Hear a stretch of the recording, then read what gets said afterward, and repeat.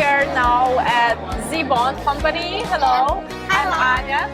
I'm Jana. Jella, nice to meet you, Jella. Yes, So, nice to Jella, meet you. can you little bit introduce company to our audience? Like, where is located and like how many years it's on market? Okay. Our company is Zhibang, and we have our own factory, and our main product is magnetic locks and magnetic sticks and bolts. We have all sorts of magnetic toys. Okay. Yeah, How many years you on market? How many years?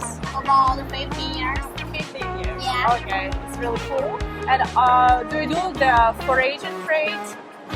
外贸，你做不做？ Yeah, we do export and we sell our products to foreign countries. Okay, which foreign country you sell the products? Yeah, our main is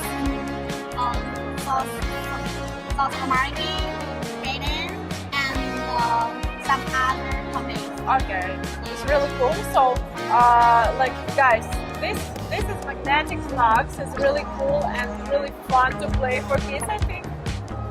And like maybe can you introduce to us some of your like new products for this year? Can you introduce us maybe some new item? 就是你可以给我们介绍你们就是2024年的新款产品。 Yeah, this is our new products, and we